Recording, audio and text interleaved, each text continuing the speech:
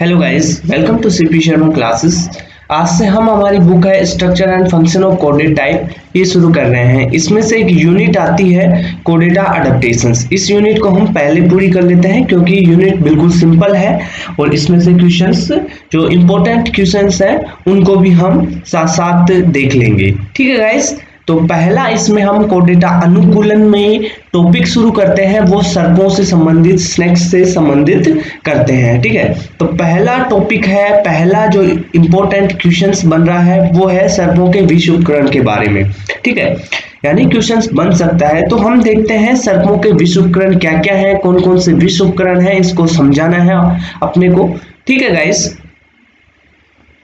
तो देखिए सर्पों के जो विष उपकरण होते हैं वो कौन कौन से हो सकते हैं। इसमें विष ग्रंथियां भी हो सकती है, विष नलिकाएं हो सकती है, विष के दांत होते हैं और विष की पेशियां होती है। ठीक है, जो प्रत्येक विषैले सर्प होते हैं उनके मस्तिष्क, उनका सिर होता है, सिर में एक विष उपकरण पाया जाता है। ध्यान रखना, उसके सिर में विष उपकरण पाया जाता है। विष उपकरण में क्या क्या चीज होता है, एक तो होती है उसकी विष ग्रंथियां, दूसरा विष नलिकाएं, थर्ड होते हैं उसके दांत और फोर्थ होती है विष उपकरण की पेशियां। ठीक है, अब एक एक को हम डिटेल से पढ़ते हैं कि विष के जो ग्रंथियां हैं उनको पहले देखते हैं। विष ग्रंथियां क्या होती है, जो एक जोड़ी पाई जाती है स्नेक्स में, एक जोड़ी विष ग्रंथियां पाई जाती है, ध्यान रखना। दूसरी बात, जो ये विष ग्रंथियां होती है ये कहाँ पे पाई जाती है, ऊपरी जबड़े के दोनों पार्श्वों के अंदर की ओर एक एक कोश जैसी स्थिति में ये पाई जाती है। ठीक है, कहाँ पे, ऊपरी जबड़े के दोनों पार्श्वों के अंदर की ओर। ठीक है, तीसरी बात है इसमें कि ये जो ग्रंथि होती है ये आंख के नीचे से प्रारंभ होकर उसके पीछे तक फैली हुई रहती है। ओके, और फोर्थ पॉइंट है ये संभवतः रूपांतरित सुपीरियर लेबियल ग्रंथियां अथवा पैरोटिड ग्रंथियां होती है। जो आप जानते हैं कि सुपीरियर लेबियल जो लेबियल ग्रंथियां होती है, पैरोटिड ग्रंथियां होती है मनुष्य में, ये होती है ना कि इसकी जैसे ही या इससे रूपांतरित हुई जैसी विष ग्रंथियां हैं। ठीक है, जैसे सुपीरियर लेबियल है, राइट, पैरोटिड है, पैरोटिड मुंह में पाई जा रही है, राइट, तो वैसे ही जो विष ग्रंथियां हैं ये भी वहीं पाई जा रही है। तो इस कारण इनको रूपांतरित सुपीरियर लेबियल ग्रंथि या पैरोटिड ग्रंथि बोलते हैं। ठीक है, आगे है प्रत्येक ग्रंथि मोटी रेशेदार संयोजी उत्तक से घिरी हुई, जिसे आप क्रोस्टेक्टर, मांसपेशी या टेम्पोरल या मेसेटर बोलते हैं। इनको ध्यान रखना, जो ये ग्रंथियां होती है ये मोटी रेशेदार संयोजी उत्तक से घिरी हुई रहती है, और जो संयोजी उत्तक से घिरी रहती है और जो संयोजी उत्तक होता है उसे क्रोस्टेक्टर, मांसपेशी या टेम्पोरल या मेसेटर बोलते हैं। ठीक है, इन मांसपेशियों के खिंचाव से, ठीक है, इन मांसपेशियों के खिंचने से कोश पे दबाव पड़ता है, जिससे कोश में उपस्थित जो वेनम होता है विष नलिका में आ जाता है। ठीक है, वेनम जो विष होता है वो उसकी नलिका में आ जाता है। ठीक है, तो ये हो गई आपकी विष ग्रंथियां के बारे में। जो पॉइजन ग्लैंड होती है वो देखिए विष ग्रंथियां ये यहाँ पे पाई जाती है। ये देखिए दी, यहाँ पे ये एक स्नेक है, इसका मुंह है ये, तो ये देखिए ये पॉइंट किया है मैंने, ये है पॉइजन ग्लैंड्स का। ओके, अब देखते हैं विष नलिकाएं के बारे में। विष नलिकाएं, प्रत्येक विष ग्रंथि से एक पतली नलिका निकलेगी, और जो पतली नलिका विष ग्रंथि से निकलती है वो विष नलिका कहलाती है। ये जो विष नलिकाएं होती है ये मैक्सिलरी हड्डियों पर लगे विशेष प्रकार के दांत के आधार ग्रंथ पे जाके खुलेगी, यानी जो विष नलिकाएं है वो दांत में जाके खुलती है, राइट। देखो ये विष नलिकाएं जो पॉइजन डक्ट है ये कहाँ पे खुलेगी, देखो ये पॉइजन ग्लैंड से निकलती हुई ये जाएगी इधर से, और ये आपका दांत है ना, ये दांत, ये आपका दांत है, तो इस दांत में आके ये खुल जाती है यहाँ पे। ओके, आया समझ में। तो ये हुई आपकी विष नलिकाएं। अब थोड़ा आगे बढ़ते हैं अपन और आगे देखते हैं विष दांतों के बारे में। जो विष दांत होते हैं विशेष प्रकार के दांत होते हैं जो मैक्सिलरी हड्डियों पे जुड़े रहते हैं। ये लंबे होंगे, मुड़े हुए, नुकीले हो सकते हैं और धारदार होते हैं। ठीक है। ये इंजेक्शन की सुई की भांति कार्य करते हैं। विक्टिम जो आपका जहर होता है, विष होता है, उसको शरीर में दबाव के साथ विष को छोड़ते हैं ये, राइट। जैसे इंजेक्शन से आप किसी भी मेडिसिन को दबाव के साथ शरीर के अंदर डालते हैं, वैसे ही ये दांत विक्टिम जो जहर होता है उसको शरीर में दबाव के साथ विष को छोड़ देते हैं विक्टिम के शरीर में, ठीक है। ओके, जो दांत होती है उनकी स्ट्रक्चर यहाँ पे दे रखी है, फिर उसके बारे में हम आगे पढ़ने वाले हैं और दांतों के बारे में बहुत डिटेल से पढ़ेंगे। ये देखिए इसका अनुदैर्ध्य काट दे रखा है ये, राइट। अनुदैर्ध्य काट ये है, ये दांत की, पहले आप नॉर्मल स्ट्रक्चर देखिए, ये है इसकी नॉर्मल स्ट्रक्चर। अब इस नॉर्मल स्ट्रक्चर का अनुदैर्ध्य काट तो ये दे रखा है, उसका अनुप्रस्थ काट ये दे रखा है, मतलब इसको ऐसे काटा गया, इसको ऐसे काट के तो इधर बताया गया है, और इसको यहां से ऐसे काट के यहां पे बताया गया है, सही है। अब देखिए ये जो दांत है इसकी स्ट्रक्चर में अंदर एक कैनाल होती है जिसे आप पोइजन कैनाल कहते हैं। ये यहाँ पे देखिए आपको दिख रही होगी, ठीक है। ये है आपकी पोइजन कैनाल, ये आपकी पल्प कैविटी रहती है, right. This is pulp cavity. ये इनेमल है दांत की बाहर, और ये है आपका डेंटाइन। उसी प्रकार इसमें देखिए इनटेक अपर्चर, और एक होता है डिस्चार्ज अपर्चर।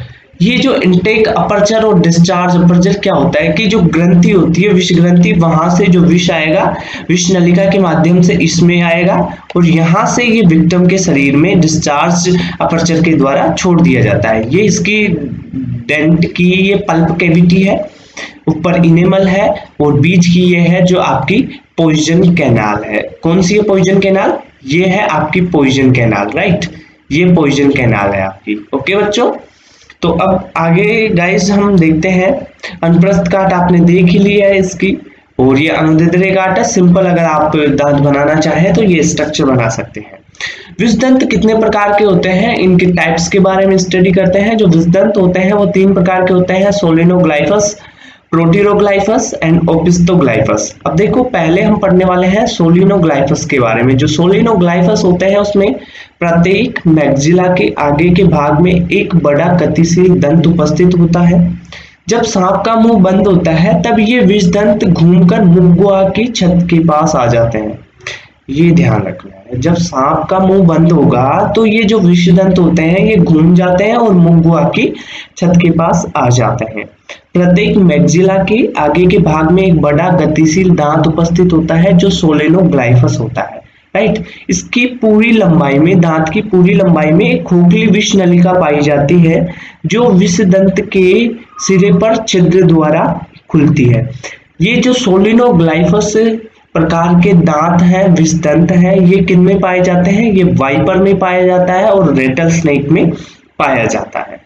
नेक्स्ट टाइप है आपका प्रोटीरोग्लाइफस। जो प्रोटीरोग्लाइफस है, प्रोटीरोग्लाइफस प्रकार के जो विषदंत हैं ये मैक्सिली हड्डियों के अगले सिरे पर स्थायी रूप से खड़े हुए स्थित होते हैं। और जो ये प्रोटीरोग्लाइफस है ये प्रत्येक विषदंत की सामने की सतह पर पूरी लंबाई में खांच होती है। इनकी सामने की सतह पर, प्रोटीरोग्लाइफस दांत की सामने की सतह पर पूरी लंबाई में एक खांच उपस्थित होती है। ये ध्यान रखना। प्रोटीरोग्लाइफस प्रकार के विषदंत कोबरा में पाए जाते हैं, क्रीट में पाए जाएंगे। कोरल और समुद्री प्रकार के जो समुद्री सर्प होते हैं उनमें भी प्रोटीरोग्लाइफस प्रकार के विषदंत पाए जाते हैं। ओके गाइस, अब देखते हैं हम ओपिस्टोग्लाइफस के बारे में। जो ओपिस्टोग्लाइफस प्रकार के विषदंत हैं ये विषदंत छोटे होते हैं और मैक्सिलरी हड्डियों की पिछली सतह पर लगे हुए होते हैं। ओपिस्टोग्लाइफस प्रकार के विषदंत मैक्सिलरी हड्डियों की पिछली सतह पे लगे हुए होते हैं। ये प्रत्येक विषदंत की पिछली सतह पर पूरी लंबाई में खांच उपस्थित होती है। प्रत्येक विषदंत की पिछली सतह पर पूरी लंबाई में एक खांच उपस्थित होती है। जो कोल्यूब्रिडी फैमिली के विषैले सर्प होते हैं कुछ, उनमें ओपिस्टोग्लाइफस प्रकार के विषदंत पाए जाते हैं। ओपिस्टोग्लाइफस प्रकार के विषदंत में क्या होता है कि इनमें विषदंत होते हैं वो छोटे होंगे, छोटे होंगे और जो पिछली सतह है इसकी मैक्सिलरी हड्डियों की पिछली सतह है उस पे लगे हुए होते हैं, और प्रत्येक विषदंत की जो पिछली सतह पर है उसकी पूरी लंबाई में एक खांच उपस्थित होती है, और ये कोल्यूब्रिडी के कुछ विषैले सर्प होते हैं कोल्यूब्रिडी फैमिली के, उनमें ये पाए जाते हैं ओपिस्टोग्लाइफस। ठीक है, ओपिस्टोग्लाइफस पढ़ने के बाद में हम पढ़ते हैं विष उपकरण की पेशियां। कितनी प्रकार की पेशियां होती हैं इनको हम डिटेल से पढ़ेंगे। विष उपकरण की जो पेशियां होती है ये 3 प्रकार की, जनरली 3 पेशियां पाई जाती है। एक होती है डाइगेस्ट्रिक पेशी, दूसरी होती है स्फिनोटेरिगोइड प्रोटेक्टर टेरिगोइड, और थर्ड होती है एंटीरियर एवं पोस्टीरियर टेम्पोरेलिस पेशी। ठीक है, एक एक के बारे में हम डिटेल से पढ़ते हैं। पहले हम पढ़ेंगे डाइगेस्ट्रिक पेशी के बारे में। जो डाइगेस्ट्रिक पेशियां है ये क्या होती है, ये मांसपेशियां हैं जो ऊपरी जबड़े की स्क्वामोजल हड्डी से तथा निचले जबड़े के भीतरी सिरे से जुड़ी हुई होती है। डाइगेस्ट्रिक पेशियां मांसपेशियां ऊपरी जबड़े की स्क्वामोजल हड्डी से तथा निचले जबड़े के भीतरी सिरे से जुड़ी रहती है। ठीक है, अब स्पिनोटेरिगोइड या प्रोटेक्टर टेरिगोइड पेशी है, ये पेशी आगे की ओर स्पिनोइल क्षेत्र से तथा पीछे की ओर टेरिगोइड अस्थि के आगे की ओर खींचने में सहायता करती है। राइट, यानी जो आपकी ये पेशी है स्पिनोटेरिगोइड और प्रोटेक्टर टेरिगोइड पेशी, यह पेशी आगे की ओर स्पिनोइल क्षेत्र से तथा पीछे की ओर टेरिगोइड अस्थि को आगे की ओर खींचने में सहायता करती है। एंटीरियर और पोस्टीरियर टेम्पोरेलिस पेशी ये क्रेनियम तथा निचले जबड़े पर क्रमशः आगे तथा पीछे लगी रहती है। क्रेनियम और निचले जबड़े पर, क्रेनियम पर तो आगे की ओर और निचले जो जबड़ा होगा उसमें पीछे की तरफ लगी हुई होती है। इसका कार्य है जबड़ों को बंद करना। एंटीरियर और पोस्टीरियर टेम्पोरल पेशी होती है, इसका जो कार्य होता है ये होता है जबड़ों को बंद करने का। ठीक है गाइस, थोड़ा ये टफ पार्ट है इन पेशियों के बारे में, तो इसको समझने में आपको थोड़ी दिक्कत हुई होगी। वीडियो को एक बार रिवाइंड करके देखिएगा, आपको बिल्कुल क्लियर ये समझ में आ जाएगा। ओके गाइस, थोड़ा आगे बढ़ते हैं अपन, इसको एक बार दोबारा समझा देते हैं और फिर आपको ये समझ में बिल्कुल क्लियर आ जाएगा। विष उपकरण की पेशियों के बारे में अपन पढ़ रहे थे। विष उपकरण की जो पेशियां होती है वो 3 प्रकार की होती है। पहली होती है डाइगेस्ट्रिक पेशी, दूसरी होती है स्पेनोटेरिगोइड या स्पिनो जो टेरिगोइड होती है उसे प्रोटेक्टर टेरिगोइड पेशी बोलते हैं। थर्ड होती है एंटीरियर एवं पोस्टीरियर टेम्पोरेलिस पेशी। पहली है आपकी डाइगेस्ट्रिक पेशी। जो आपकी डाइगेस्ट्रिक पेशी है ये मांसपेशियां ऊपरी जबड़े के स्क्वामोजल हड्डी से जुड़ी हुई रहती है। ठीक है, तथा निचले जबड़े के भीतरी सिरे से जुड़ी हुई रहती है। ऊपरी जबड़े के स्क्वामोजल हड्डी से और निचले जबड़े की भीतरी सिरे से जुड़ी रहती है डाइगेस्ट्रिक पेशी। समझ में आया? ऊपरी जबड़े के स्क्वामोजल हड्डी से और निचले जबड़े की भीतरी सिरे से डाइगेस्ट्रिक पेशी हो गई। स्पिनोइड और प्रोटेक्टर टेरिगोइड पेशी। जो स्पिनोइड और प्रोटेक्टर टेरिगोइड पेशी है, यह पेशी आगे की ओर जो स्पिनोइल क्षेत्र होता है, स्पिनोइल क्षेत्र से आगे की ओर तथा पीछे की ओर टेरिगोइड अस्थि से, ठीक है, टेरिगोइड अस्थि को आगे की ओर से खींचने में सहायता करती है। आगे की ओर स्पिनोइल क्षेत्र से तथा पीछे की ओर टेरिगोइड अस्थि को आगे की ओर, टेरिगोइड अस्थि को आगे की ओर खींचने में सहायता प्रदान करती है। ओके, एंटीरियर पोस्टीरियर टेम्पोरेलिस पेशी। एंटीरियर एवं पोस्टीरियर टेम्पोरल पेशी में क्या होता है कि ये क्रेनियम और निचले जबड़े पर, क्रेनियम में तो आगे की ओर और निचले जबड़े पर पीछे की ओर लगी रहती है। इसका कार्य जबड़ों को बंद करने का होता है। ध्यान रखना, इसका कार्य क्या होता है? जबड़ों को बंद करने का। तो गाइस, हमने ये पढ़ा है सर्पों के विष उपकरण के बारे में। जो नेक्स्ट वीडियो होगा वो होगा पॉइजनस एंड नॉन पॉइजनस जो स्नैक्स हैं उनके बारे में हम डिटेल से पढ़ेंगे।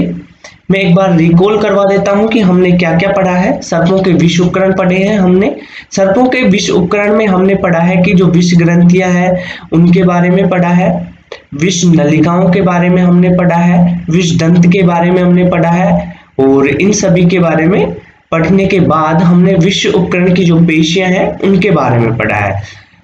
देखो जो विष ग्रंथियां हैं उनके बारे में हमने पढ़ा है।